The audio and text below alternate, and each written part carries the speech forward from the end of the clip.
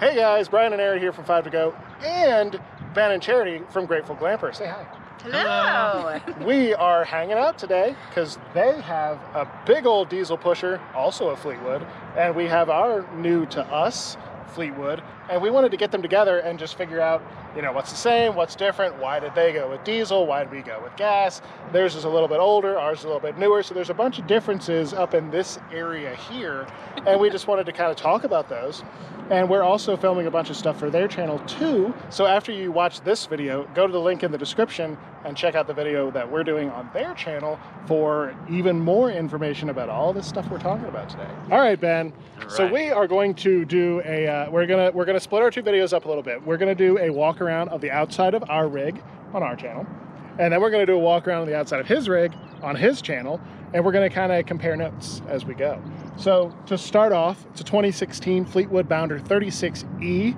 It has the Ford V10, and a lot of people were saying, why would you buy an underpowered train horn?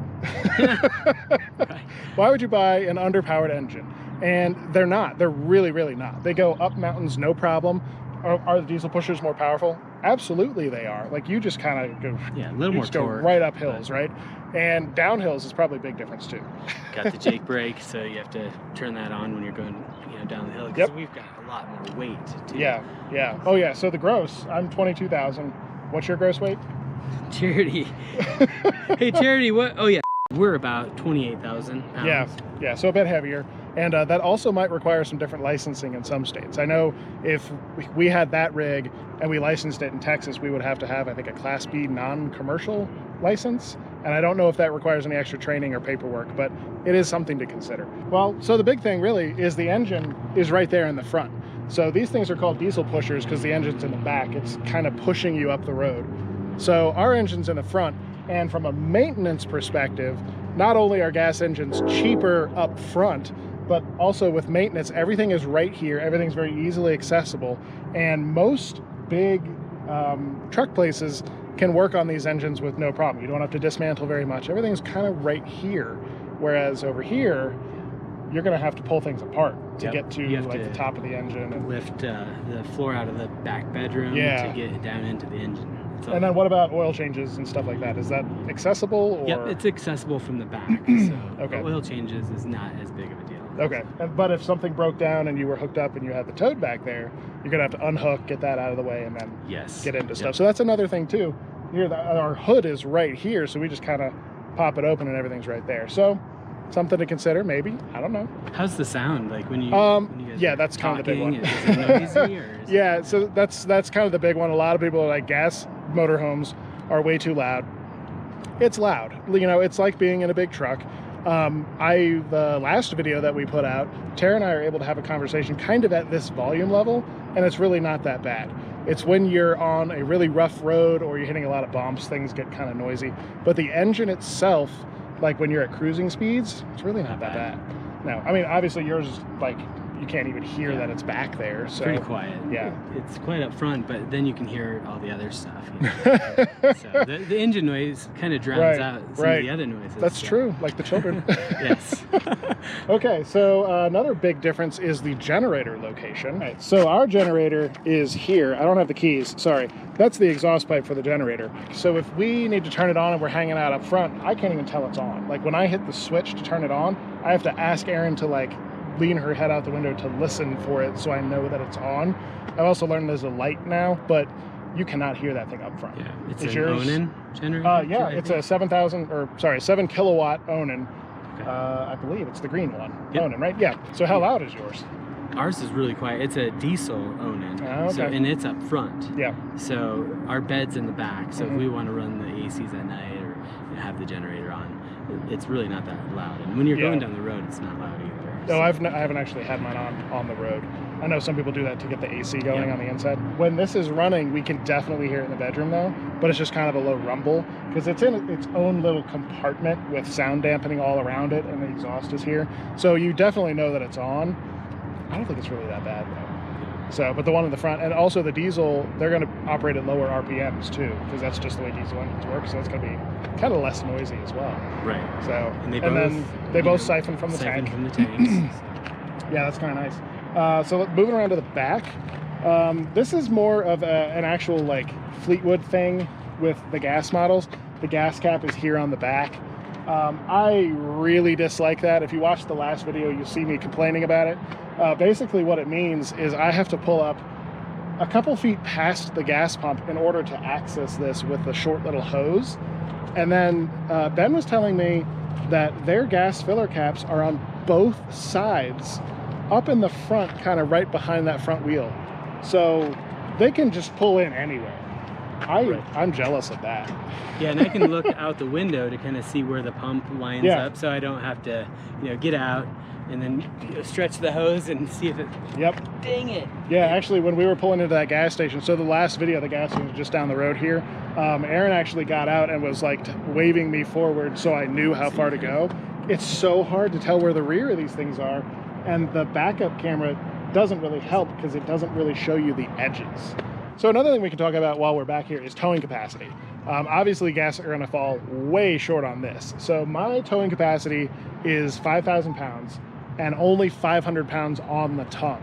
So we're gonna be flat towing this, so there's really not gonna be any weight like pushing down on the tongue. But what's your towing capacity? We can tow 10,000 pounds. That's a lot more. That is double, in fact, because I know math. That's a lot. And I would imagine the tongue weight's higher because of that as well. Absolutely. Yeah, so you could almost tow another RV behind yours. Right. Whereas maybe a boat. I could maybe do a pop-up for the kids. Yeah, right? Good idea. Yeah, that is a good idea. Yeah. Also, while driving down the road, suspension is a very, very big difference between gas and diesel. So what does AirRide do? Yeah, basically, so there's airbags that really make the ride nice and smooth. It just dampens everything? So it dampens everything. So it's kind of like you're floating on the highway. How was this road? So this little frontage road here was still pretty rough. Thumpy. Was it? Still rough. Yeah, Okay. it's not like you're gonna go over it and then really not notice anything. But when you're on a regular road, you kind of feel like you're just floating. Okay. Is that weird? Like, do you feel the steering get loose at all, or is it all tracks well? No, it tracks great. It's really just like driving a car, Okay. So. Yeah, because I was thinking about that when I was coming down this frontage road. It's a kind of an old, worn down road. Lots of trucks come down here because there's like a distribution center back here or something. So there's a lot of those really like seams that have been refilled. Very thumpy and humpy, and I was coming down this road, I was like, I wonder if Ben's just kind of like cruising right across it. But no. So there is a limit to it. Because there were some people talking in our last video in the comments where they were saying it's night and day, like you'll never even notice any bump in the road. Not so much. Okay. You still feel it. You still feel it. I was about to say, like, there's only so much you can do to fight bumps in the road. All right, so one final thing we wanted to talk about was kind of the elephant in the room when it comes to diesel versus gas, and that's cost. Not only is the upfront cost higher, like when we were looking at this, it's 2016, the diesel RVs that are also 2016, kind of comparable length and amenities and all that, were almost 50% more to start with used models. That's a huge difference. Now theirs is a much older model year, so it cost way less than this, but it's also a much older model year, so there's a lot of differences there. But also with maintenance. We haven't had to do any maintenance on ours yet, but you guys have. You want to talk about that a little bit? We have twice as much oil as you have to put in the rig, so there's a lot more maintenance involved, like almost double maintenance. So the biggest thing is the glow plugs are really expensive, so if those do go out, you're going to be writing a pretty big check for those as well. Spark plugs aren't that bad. Right, spark plugs are cheap. Yeah, let's go to now. Interesting. Yeah, so those are some of the differences here. I like the gas, and we're going to talk more later. I think all four of us are going to sit down and kind of have a conversation about why we chose this, why they chose that, and kind of dig into some of that. But for now, we're going to kick this over to the ladies. And remember, Ben and I are going to do a walk around of his rig over on his channel, so don't miss that. Hit the link down below. So I'm going to kick this off to the ladies, and they're going to talk about this. So here in our gas rig, our door is kind of midway through the living space and not right up in the front. And so because of that, nobody's coming in and out through this space. So when we're parked, we can put the little table that's here. And it's actually kind of a sizable table. It's big enough for Brian to use the space as a desk. to do his work. He can sit here. He has access to the TV. He has easy access to move around and access the rest of the living room and not be in the way. And not be in the way. Yeah. So we can kind of set this up and then leave it here as his office, and not have to worry about moving it whenever anybody wants to come in through the front door. Yeah, that's super nice. Because like with ours, that is just not feasible, and so Ben's like constantly having to be like moving all of his stuff over to the side or moving it back, and so that's definitely a nice difference, is having that door more kind of like mid-cabin, if you will, to be able to then have this as like a more dedicated workspace. Right. And we can utilize the space up here, like to put shoes or anything else that's not going to be in the way. So that's kind of nice. Yeah, you don't have to worry about shoes falling out the door. No. We might worry about it over here, but not over there for sure. But yeah, it just kind of makes it a more cohesive space here, I think, because the door is not kind of part of your living space. Maybe. Right. It's definitely nice. Because our engine is in the front and not in the back, we don't have to access anything in here like underneath. If you see over on Grateful Glamper's channel, we talk a lot about what they have to do if something goes wrong with their engine. And it's basically taking a lot of stuff out of the way.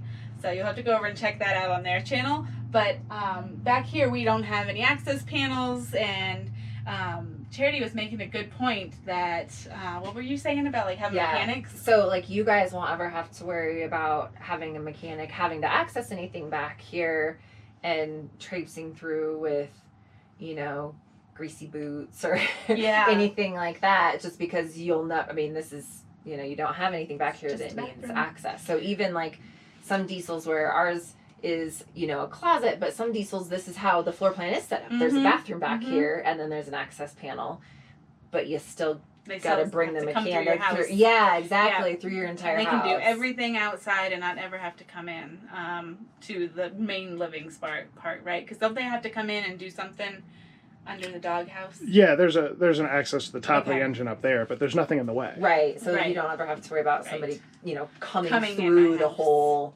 length of the rig. I would call that a pro. Yes, definitely a pro. Not have strangers in your house. Yeah. Greasy boots. Exactly. Now we're going to head back to the house, get some beverages and some snacks, and talk about why we love our rigs. Yep, that sounds great. All right, wardrobe change. we went back to the house, started making food, having some drinks, and lost track of time. So we are here tomorrow. We decided to come over there, staying at the KOA here in Colorado Springs. So we decided to come over and hang out in the campground for a little bit and have a delicious dinner. And we wanted to end this video with just a quick run through of why we picked the RV that we did. Like, why did we go with gas instead of diesel? Why did we go with a newer one instead of an older one? I'm still going to save the bunkhouse discussion for... That's a whole episode. Another time. Yeah, that's a whole different ball of wax. But why did we go with the RV that we got? Well, we wanted a newer one, mainly because that's what you can finance now, so... and the front loft. And we needed a front loft. So it needed to be older than 2015, because once you get past it needed to be newer than 2015, because then you don't, because older than that, you don't normally get them. You can find them in the older rigs, the front loft over the seats. We've seen some as far back as like 2000, 2002, but they're really not common. But after 2014, 2015, they're in pretty much everything. Yeah. So, because it's a great use of space. Absolutely. So that's definitely a big one. But why did we go with gas? We went with gas because it's cheaper. They're cheaper to buy up front, and usually gas is a little cheaper when you're riding along. And we knew that we weren't going to be in the mountains, and that we weren't going to be towing anything real big. Yeah, we're in Colorado now, but the plan is to go east and stay out east for quite a while. Where the humidity is. Where the humidity is. My hair is not I don't know if that's a good thing or not. So just real quick, why did you guys go with a diesel? Were you just looking for an older rig and it happened to be diesel, or were you looking for it specifically? Yeah, so the biggest reason that we ended up going with diesel was just because we had a gas engine Class A, and we felt like that when we were going down the road and we were just trying to have a conversation, we felt like we would have to almost yell at each other. Right. It was an older one. It was a 2000. Yeah. The gas engine one we had was Next time we get together, we should ride in each other's RVs. Right. We should. And I'm really curious because I don't think it's really that loud in ours. No, And maybe it's just because it's newer. Yeah, because I had it running and we were standing right in front of it. And, Yeah, really and it could be also, like you said, yours is a little bit newer. I mean, obviously that one was a 2000, so right now it's 20 years old. Yeah. It's come a long ways because we had to babysit ours. It was hard to drive. It wasn't very fun to drive just with the setup that it was and everything. But the biggest reason that we wanted to go with the diesel was because with it being on a Freightliner chassis, it changes the ride dynamic. And then with the quietness up front. So because when we go down the road and we have our travel days, it's kind of like we tend to just chat and talk, like we debrief, like what happened at the last campground, do we want to do something different the next time, Let's not do that again. So it's like to have those conversations and it's like, you're almost borderline yelling at each other. We just wanted something where we knew we were going to have that quieter front end, and with the engine being in the back, then that was a sure bet. And we knew that we would never ride in the motorhome together. Because if Aaron and I are ever in it together, I don't know where the kids are. Yeah, because they're always going to be in the car with me. I kind of want to throw the kids off on a neighbor or a friend or something, just so we can drive around town, just so you can see what it's like. Oh, okay. And also, speaking about stability going down the road, we actually have a safe steer safe system in the mail on the way here right now. So we're going to be installing that in a very, very soon upcoming video, and we're going to do a full breakdown of how it's installed, how it drives, and all that. So I've had it out on the road. I've put about 2,000 miles on this rig now, not this one, but on ours. And so if it makes a big difference, I will know right away. So, alrighty. So big thank you to Ben and Charity from Grateful Glamper. They are amazing people, and they are headed that way tomorrow morning. Yes, we are. So it was great being able to hook up with Brian and Aaron with 5 to Go, and we just really appreciate them connecting with us and hanging out. It was a good time. We love seeing guys. These people are actually part of our Roadrunners. Too. So if you want to be a Roadrunner and get some cool fancy new stickers, and we'll probably come visit you. And and we're trying to connect with all of our Roadrunners as we go across the country. And we do fun stuff. There's a bunch of deleted scenes from this video over on the Roadrunner channel. So if you want to become a Roadrunner, check it out. It's 5togo.com/Roadrunners, and maybe we'll see you there. All right, bye guys. Bye.